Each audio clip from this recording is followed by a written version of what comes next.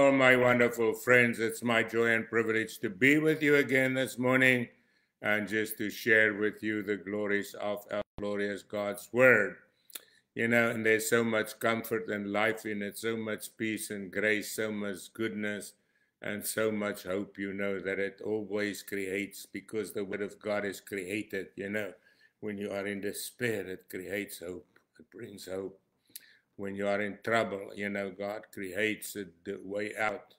When you're sick, God creates healing. You know, it's amazing how God's word is alive.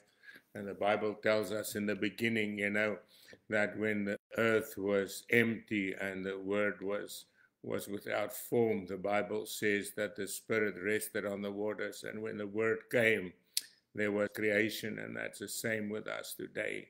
When the Word and the Spirit comes together, there's creation. And so God is creating in us even now as we open the Word. He's creating God, knowledge and wisdom, understanding. He's given grace, you know. But you know, there's a scripture that Ann and I quote every day. Every morning before we read, we quote a couple of scriptures, 3 to be exact, and this is one of them. Isaiah 8 verse 11, because God spoke to us clearly that this is one of the directions our life has got it as to be directed in. And in Isaiah 8 verse 11, he says, God speaks to Isaiah, and he said to him, he says, the Lord has given me a strong warning. In other words, you mean God was very stern when he told me this. He was very forcible, if I can call it like that, you know. God was emphasizing it. He says, not to think like everyone else does. In other words, you remember yesterday we talked about the anxious mind. Now, what is he saying to him? He's saying to him, Isaiah, don't think like the other people think. Don't let the stuff that floods through their minds and the stuff that they focus on, don't you focus on that. Don't think like anyone else does. And then he goes on and he says, don't call everything a conspiracy that they do. In other words, they make their deductions from circumstances, right? And they say, well, this is what's going to happen. But he says, don't you do that, because the source of their thinking is the flesh. The source of their thinking is the world. He says, you mustn't think like that. He says, don't call everything a conspiracy they do. And now he comes and he says, don't live in dread of what frightens them. He says, don't be afraid of the stuff that frightens them. Because, you know, the Bible says we've not received a spirit of fear to fear again, but a spirit of power, of love, and of a sound mind, right? Now what happens, you know, we know that fear is a spirit, right? It speaks to us. It says, you're not going to make it. You're going to die. You're no good, you know. Nobody loves you, you know. God's rejected you. God's forsaken you. Look what you did. You know, you're just no good, right? That's what fear says. It belittles you. It speaks to you. It brings you into dread. But he says, yeah, don't do that. He says, don't be in dread of what frightens them. You know, what frightens them? I tell you, the biggest fear I had before I was born again was death. You know, I was thinking myself in a casket and trying to get out, you know, coming alive again. But you know, when I met the Lord, the fear of death left.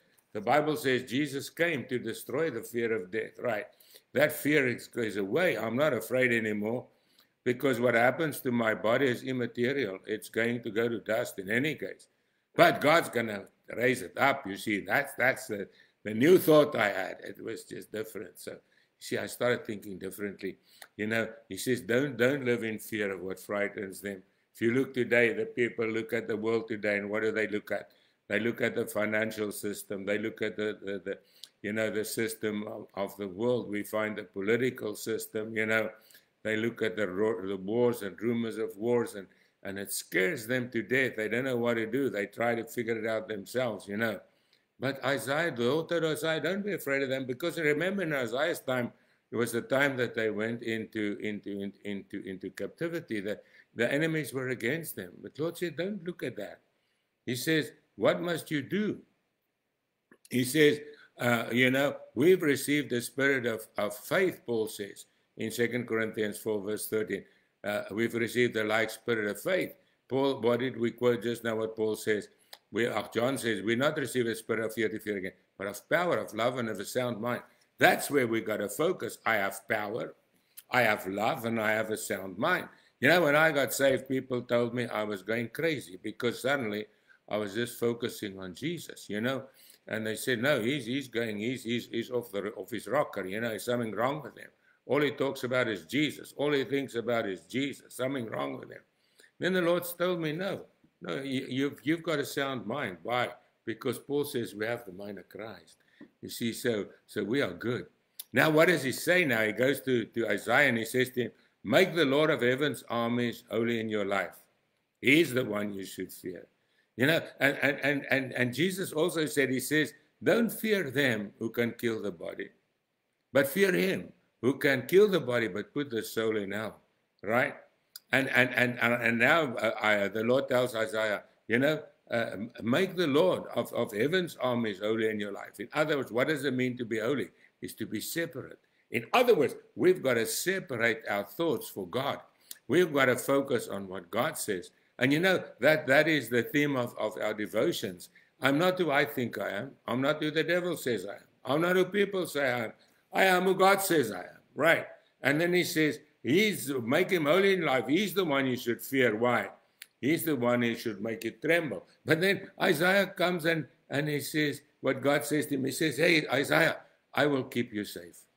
He says, the other people are not safe outside of me, but I will keep you safe. You see, and that is the miracle. He says, he's the Lord of heaven's armies. You see, and the Bible says, Paul writes, he says, our battle is not against flesh and blood, but it's against the spiritual forces of wickedness, right? The evil spirits in the air. But what does it say? More are those who are with us than they that are with them. You remember what happened to Elisha when the Syrian army surrounded him, and his servant looked and says, whoa, Lord, we gone. Isaiah said, Lord, open his eyes. And he saw the armies of God encamping around them, the chariots of fire, the angels of God ready for war. And then he knew why Elisha wasn't afraid. And you see, that's what we've got to understand, that around us is the heaven's armies. Around us is the blood of our Lord Jesus Christ. Because the Bible says in Revelation, they overcame him by the blood of the Lamb and the word of their testimony, right? We are more than conquerors through Christ who gives us the strength. So we must focus on Jesus. We must focus on his word. And what we must focus most of all is our position in Christ. You know, I cannot emphasize it enough. Every morning I tell God, thank you, God, that I'm born again, that I'm your child, and I have this privilege of coming into your presence and calling you Father.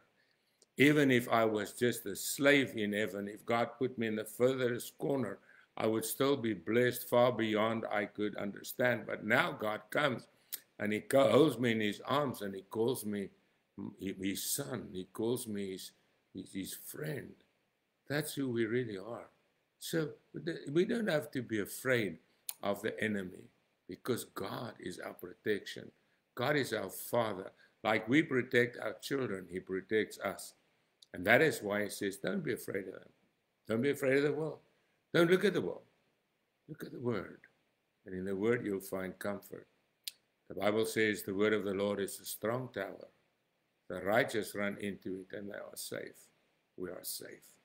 We're covered by the blood. We are enclosed by the word. We are just covered in the promises of God. The Bible writes, as Isaiah said, I'm clothed with clothes of salvation. It says he robed me with a robe of righteousness. We are clothed by God. And Father, I thank you this morning that we can go into this day with the armor of God, with the cloak of your covering, with the blood that cleanses us, Lord, by your power that raises us up. And I pray that you will make us bold in your word, in your spirit, in your strength today. In Jesus' name, I pray that your healing virtue will destroy every form of sickness and infirmity, every weakness, oh God. And Lord, that you'll give us life and strength and power. In Jesus' precious name, every need be raised by your abundance, oh God. In the freedom of your spirit, I pray in Jesus' name. Amen. Well, God bless you. We love you, and so does the Lord.